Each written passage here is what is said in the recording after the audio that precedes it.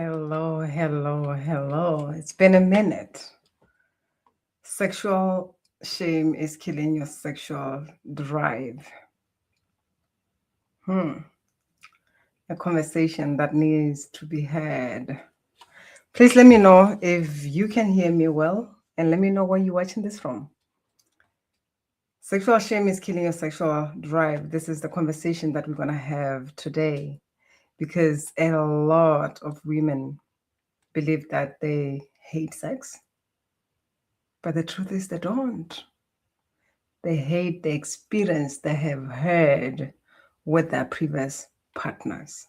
So since it's the beginning of May, I decided to show up here and have a conversation with you and ask you, what is your intention with your connection to your sexual energy? What's your intention with that? Are you connected to it?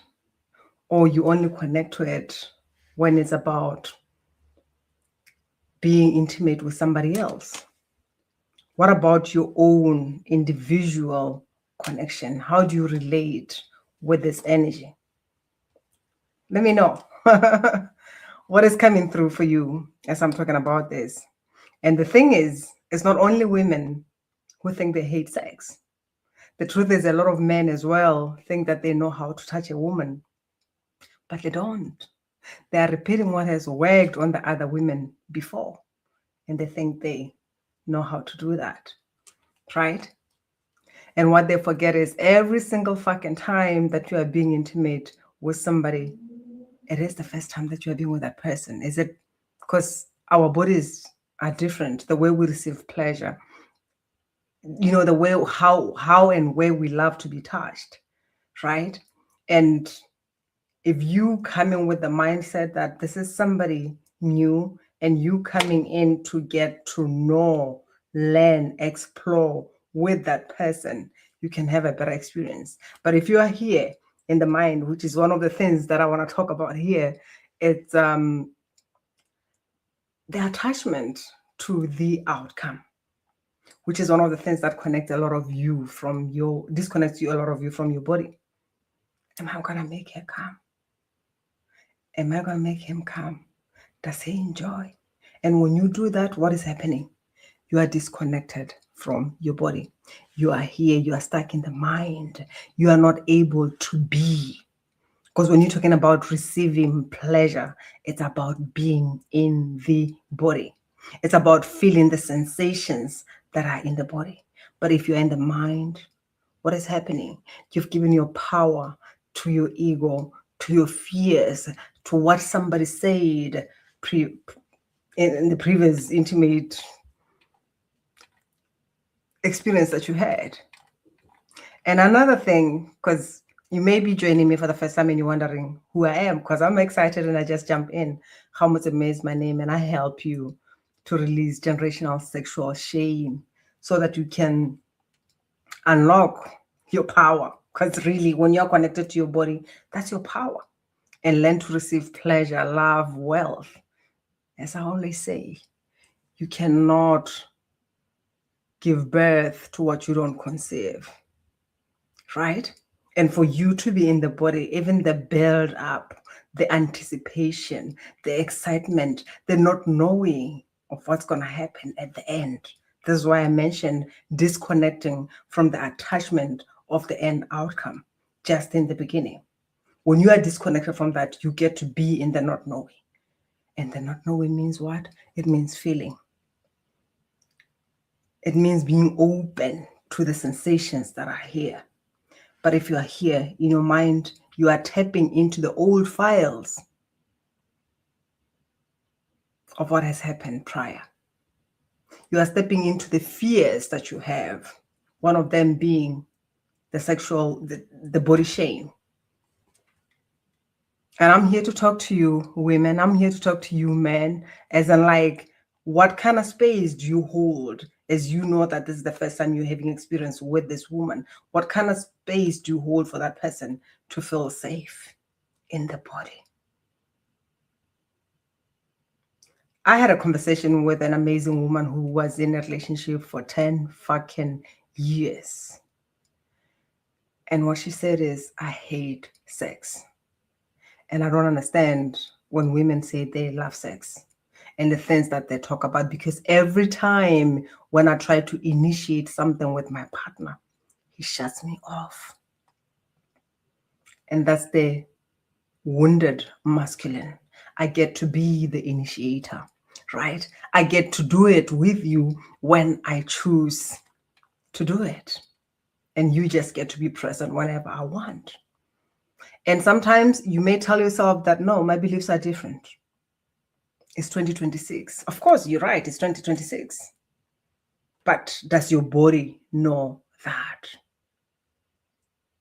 Are you open to have this conversation with your beloved partner? Right? Let's have a conversation, because one of the core beliefs and the limitation that women are dealing with when it comes to expressing themselves, initiating, opening up to receive, expressing themselves isn't like, whatever noise. Sex can be messy, right? It can be messy when it comes to somebody allowing their body to express itself. And for women who are very open about what they want, saying it out loud and fully receiving and giving, they're called names, bitches. It's a conditioning that has been there.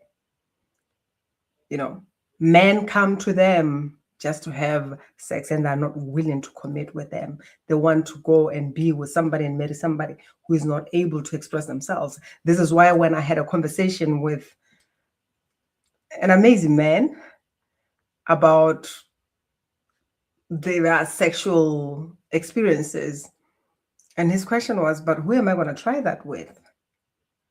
And I was like, ain't you married? And it's like, I am, but with my wife, it's a no-go area. And these are the things that lead to that passion eventually dying, right? Because you suppress what you want. You want to show up with this perceived idea of who you are. You don't share with your partner. Your partner doesn't know you. And you don't even know your partner as well. And this is why often there is that betrayal, the cheating that happens. Because when I'm having conversation with both men and women, especially women, and why did you do it? Because I'm not judging, but what is it that led to you stepping out of your marriage, stepping out of your relationship? Something happened.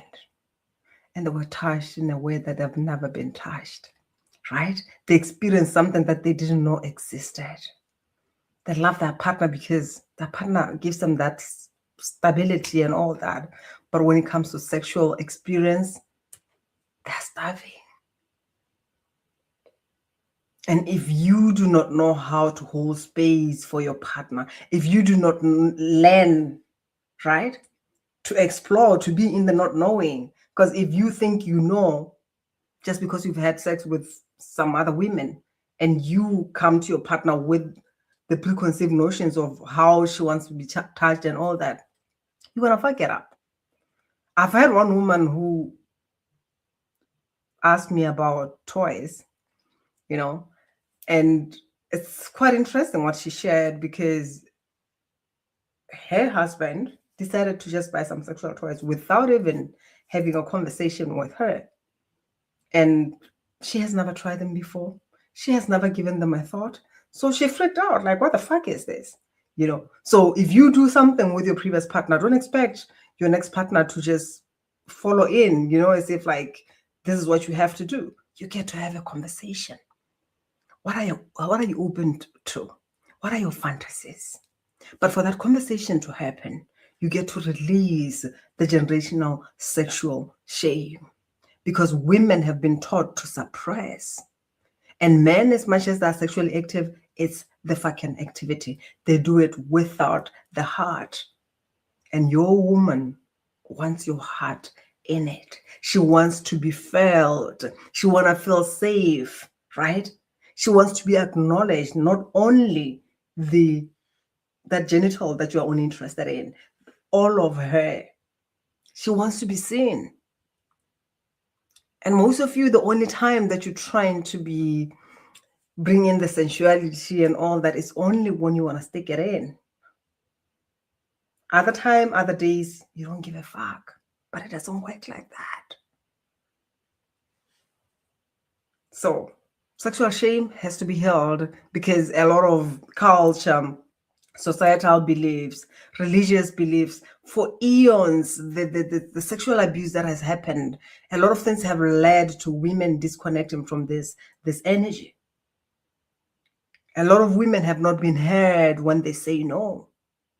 A lot of women, this is a big one actually. I was thinking about it, where even when it comes, like going back to my culture, where women are taught that every time a man needs sex, you get to give it to him. That's how you get to keep him, right?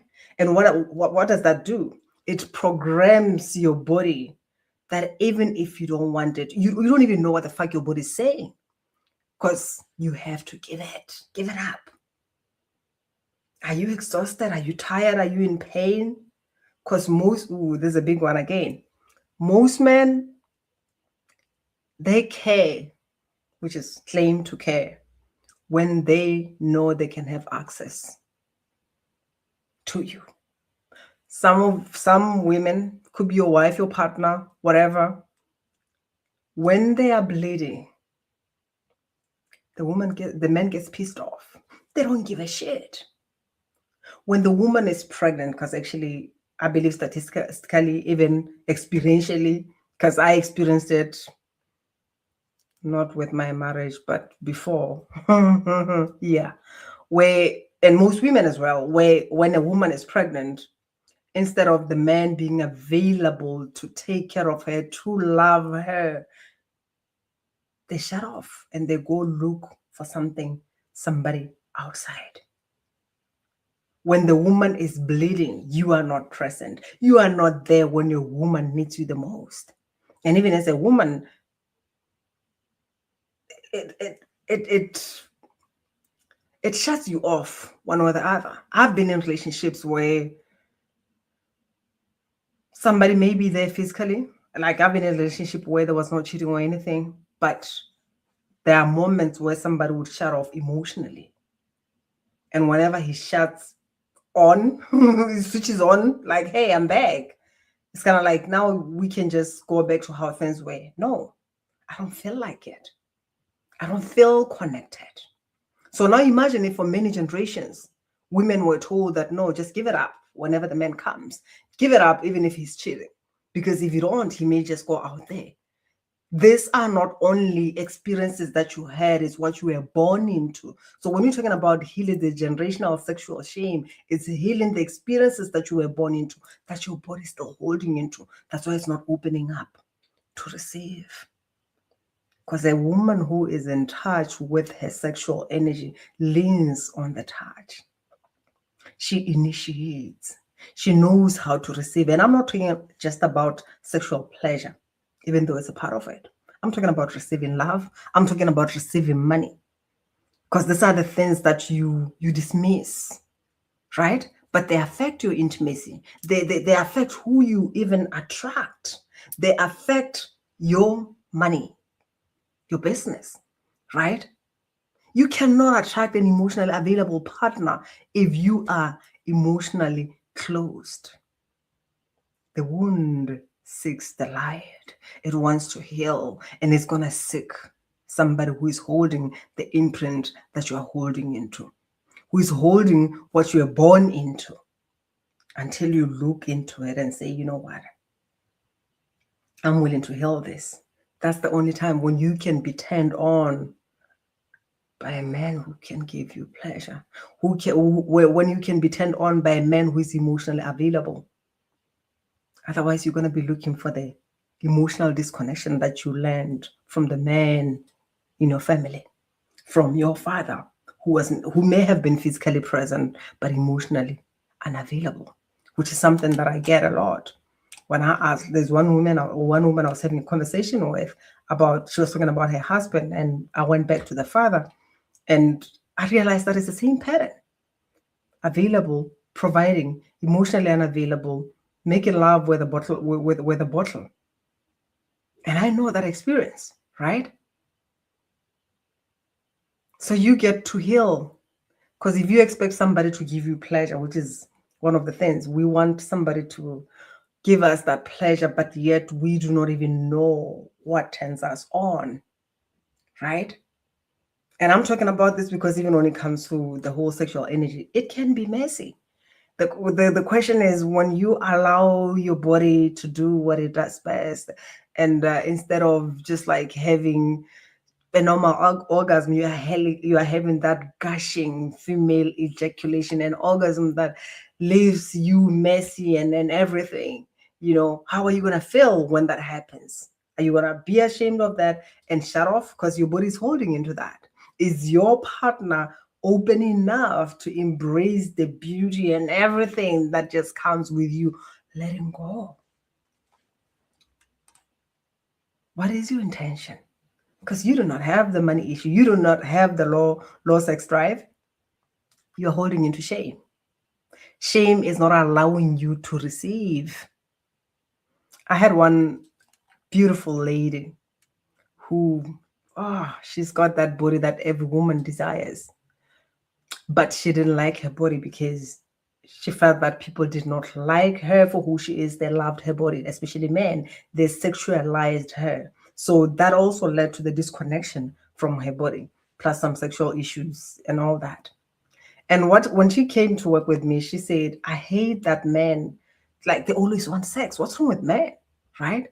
And after we did the work for 12 weeks, she's like, oh my God, my husband is just keeping up because he's got an ego to protect.